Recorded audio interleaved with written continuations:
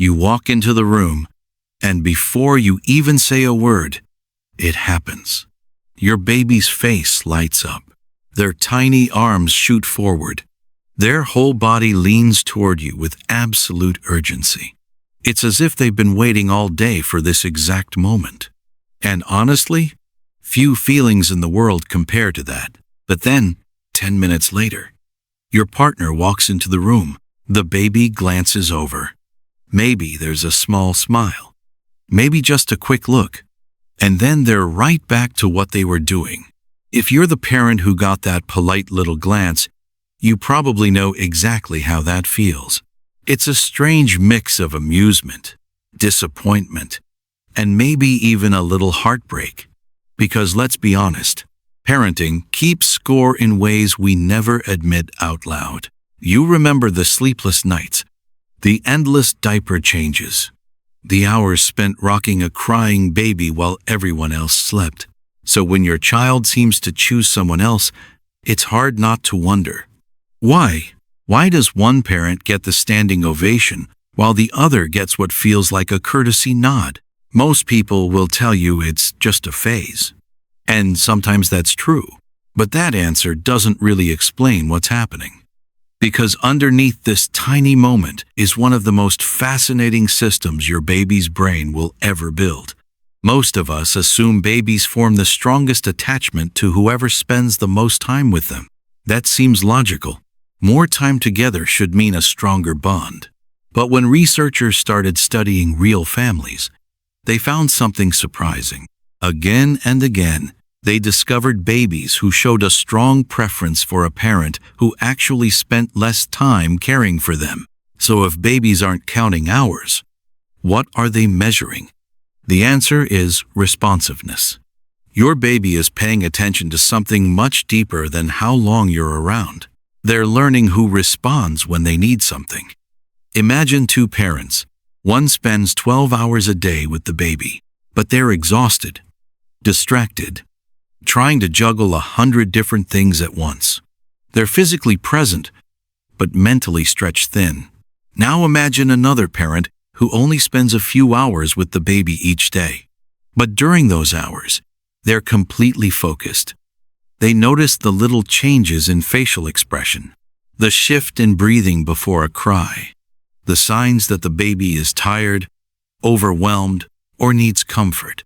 To a baby's nervous system, those experiences can feel very different because attachment isn't built by simply being nearby. It's built by feeling understood.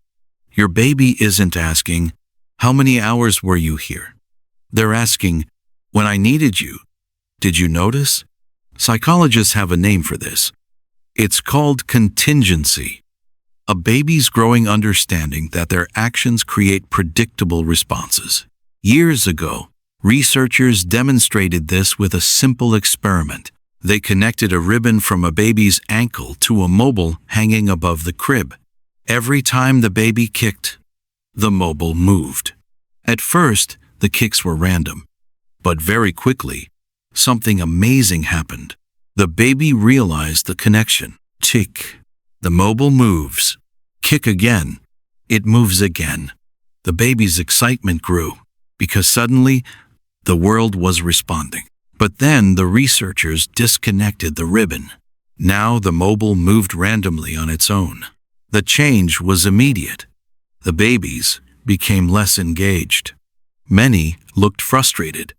The connection was gone. Their actions no longer mattered. And in many ways, that's what babies are searching for in relationships. A signal, a réponse, a reminder that someone is listening. Every cry, every reach, every little babble is a question. Is anyone there? And over thousands of these tiny moments, your baby starts building an internal map of safety. They learn who helps them feel calm, who helps them recover from stress, who makes the world feel predictable when everything feels overwhelming. Then around 6 to 9 months of age, something important happens. Babies begin drawing stronger lines between familiar and unfamiliar, safe and uncertain. This is often called stranger anxiety. But it's really much bigger than that. Their brain is becoming better at identifying the people who help them regulate emotions when they're stressed. And that's why parental preferences often become much more noticeable. Here's the important part. The preferred parent is not necessarily the most loved parent. They're simply the person the baby's nervous system currently associates most strongly with comfort during difficult moments. Think about what happens when your baby is happy, well-rested, feel comfortable. Most of the time, they're perfectly willing to play with both parents. They smile, laugh, explore. The preference often disappears. But when they're sick, tired, scared, or overwhelmed, their survival system switches on, and they reach for the person who feels like the fastest path back to calm. That isn't a judgment. It's a regulation strategy, and it says absolutely nothing about your value as a parent. In fact, modern research suggests something many parents never hear. The parent who isn't currently preferred may be contributing something just as important. For years, psychologists focused almost entirely on the primary attachment figure. But newer research paints a much bigger picture. Children don't just need a secure home base. They also need help exploring the world beyond it. One parent often becomes the anchor, the place of deepest comfort. The other often becomes the bridge, the person who helps the child venture outward, try new experiences, meet new people, take healthy risks, and discover that safety exists in more than one place. That role is incredibly powerful.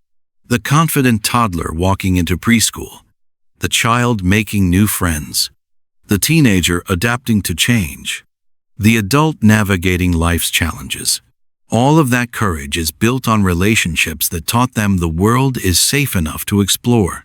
So the next time your child reaches past you for the other parent, try to see the bigger picture. You are not failing. You are not less important. And you are certainly not less loved. You may simply be supporting a different part of your child's development.